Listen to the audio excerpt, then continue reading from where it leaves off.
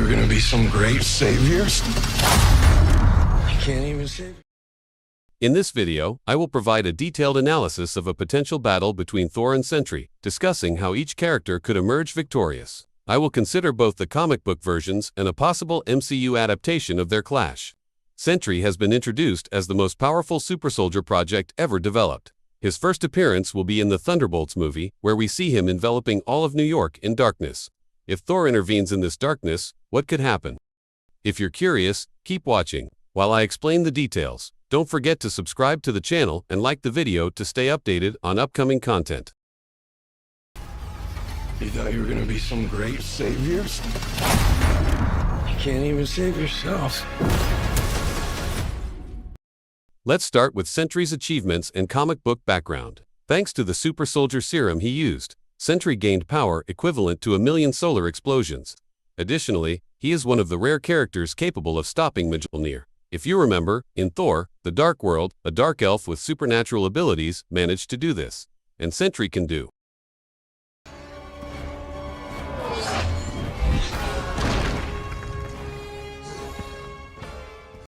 He tore the war god Ares in half with his bare hands, and he didn't even struggle while doing it.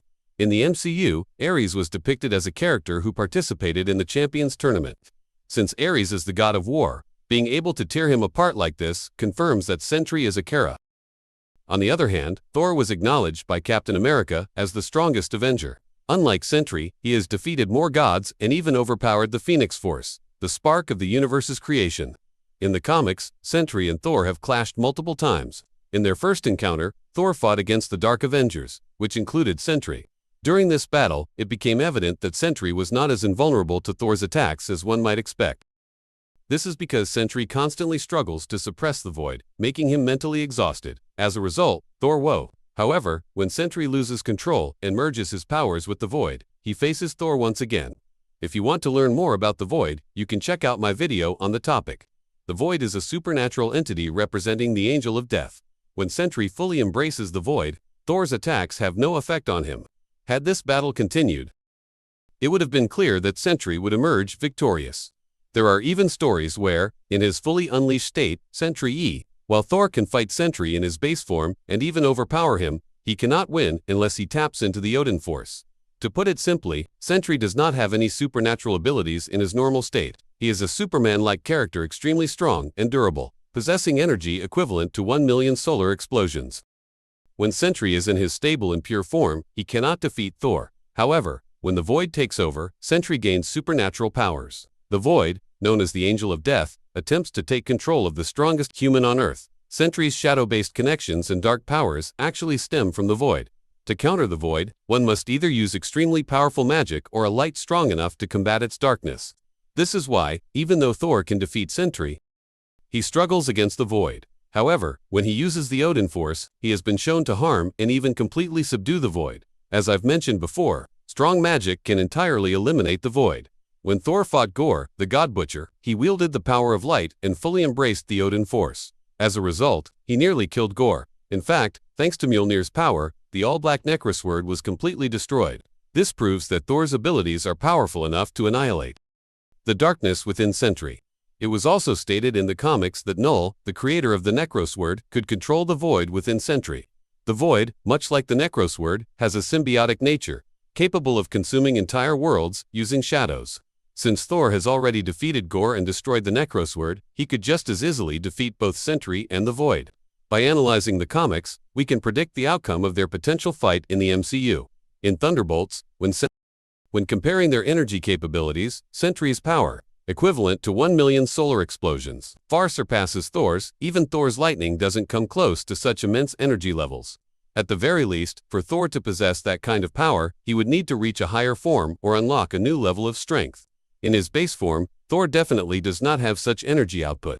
In the MCU, he was able to summon and manipulate lightning on a small planet.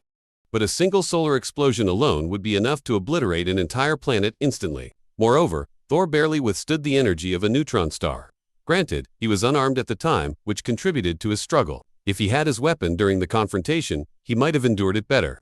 Sentry's defining trait is his solar explosion level power. The writers truly exaggerated this ability after all. even a single solar explosion is exponentially larger than Earth.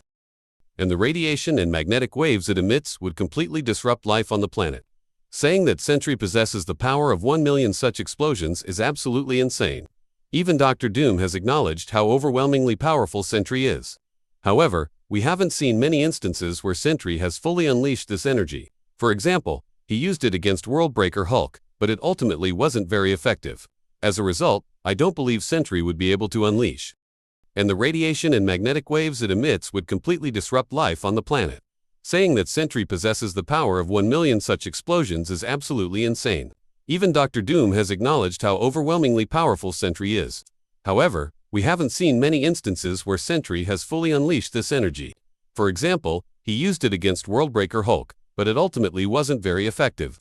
As a result, I don't believe Sentry would be able to unleash such an intense energy attack against Thor. In the MCU, Sentry's physical strength was enough to effortlessly demolish the Thunderbolts team. In this scene, Sentry tore through the other super soldiers without breaking a sweat. Some even speculate that he could split Taskmaster in half in the film. Since Sentry has already done this to Ares in the comics, he should be able to do the same in the MCU. Taskmaster is nowhere near Ares in terms of strength. In fact, given how little screen time Taskmaster had in the trailer, it was already expected that they might be killed off. The power scaling in the MCU is quite inconsistent. But looking at the team assembled to stop Sentry, it's clear that Thor will emerge victorious. If Thor had to confront his past to defeat the Void, he would likely handle it easily. After all, he had to face his past due to Scarlet Witch's manipulation, which ultimately helped him gain wisdom and insight into the future. This means that neither the Void nor Sentry would have a mental advantage over Thor. In conclusion, whether in the comics or the MCU, Thor will ultimately be the winner. That's all for now. Friends, I hope you enjoyed this analysis. If there are other battles you'd like me to cover, let me know in the comments. Take care, and see you in the next video.